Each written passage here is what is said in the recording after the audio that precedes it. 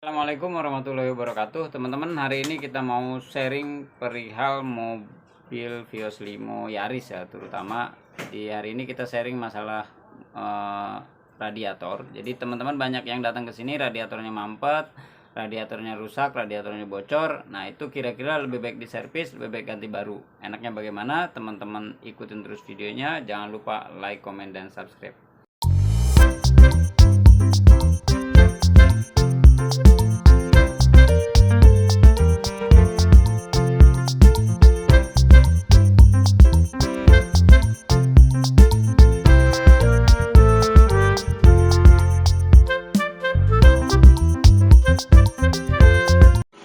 Oke teman-teman, langsung aja. Jadi kemarin kan banyak teman-teman yang datang ke garasi taksi nanyain masalah radiator. Nah, sebenarnya baiknya bagaimana sih untuk radiator ini, karena ini salah satu komponen yang cukup penting ya.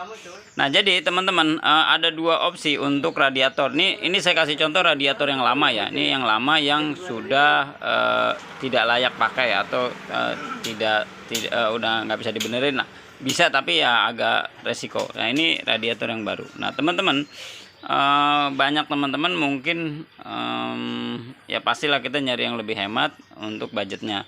Tapi apakah itu oke atau bagaimana, nanti kita coba cari ininya ya, cari solusinya. Jadi gini teman-teman, ini radiator lama. Jadi kalau teman-teman patokan radiator itu, kalau menurut kita sih, kalau teman-teman belum tahu asal usulnya, mending nanya ke yang punya awalnya. Misalnya baru beli, tanya radiator udah berapa tahun. Kalau memang nggak ada riwayatnya, baiknya menurut saya kita ganti. Baiknya menurut kita, karena kita nggak pernah tahu ini kapan radiator itu harus diganti, rusaknya kapan kita nggak tahu. Nah, kalau teman-teman misalnya masih umur 3 tahun misalnya, oh ternyata ada indikasi mampet, nah dirojok nggak apa-apa, nggak ada masalah.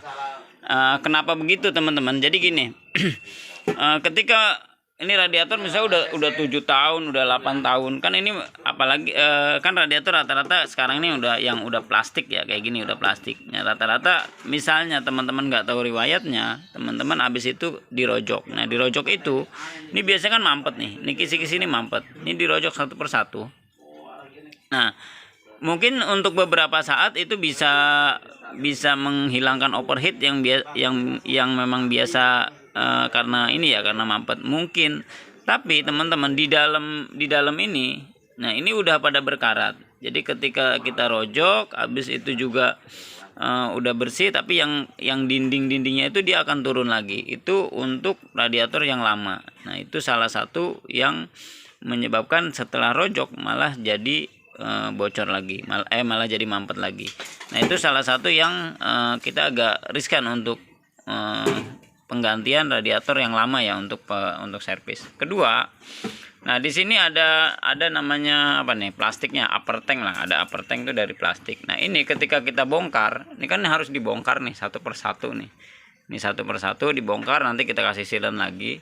Nah, itu ada resiko ini nggak rapet ya, karena dia udah nggak presisi lah. Biasa jadi dia yang bawah, kadang-kadang nih bawahnya udah agak bengkok, kita ngelurusinnya nggak lurus. Atau kadang-kadang yang upper tank ini udah rapuh. Jadi ketika kita buka, kita angkat, ada yang retak. Nah, itu retaknya kadang-kadang kita nggak ketahuan. Jadi ketika ini udah dipasang malah jadi bocor. Nah, itu banyak kejadian untuk kasus-kasus radiator. Nah, jadi buat teman-teman yang ada masalah dengan radiator mampet, lebih baik kalau menurut kita kan, kecuali memang servis radiator murah ya, di bawah 200.000, oke lah. Tapi kalau servis radiator misalnya harganya di atas 300, misalnya 350, 400, itu menurut kita lebih baik ganti baru. Nanti harganya karena kan nggak terlalu jauh. Kenapa? Misalnya teman-teman servis 350.000, nanti ada resiko ininya bocor, misalnya nih udah rapuh, otomatis teman-teman akan ngeluarin lagi biaya kisaran 150 sampai 200. Udah ketahuan tuh hampir 550. Kalau memang misalnya benar, itu pun nanti ada resiko garansinya berapa bulan. Nah, itu kita agak susah untuk menggaransi itu. Nah, oleh karena itu teman-teman, menurut kita lihat riwayat radiator. Kalau memang misalnya radiatornya baru dan nggak mampet, sebenarnya nggak usah diapa-apain, biarin aja. nanti malah beresiko. Tapi kalau radiatornya mampet, nah itu lihat tahun umur radiator. Lebih baik teman-teman, mending kalau memang masih bagus, mending jeda waktu. Misalnya teman-teman pengen ngerapin radiator, bulan ini ada dana misalnya 300-400, mending nunggu bulan depan teman-teman bisa beli radiator. Salah satu radiator yang agak murah, hemat di kantong, itu radiator Trivindo. Jadi teman-teman bisa ganti radiator Trivindo. Ini harga di 1 juta, ini baru. Baru 1 juta udah sama pasang, sudah dapat air coolant, teman-teman tinggal terima beres. Nah ini harganya 1 juta.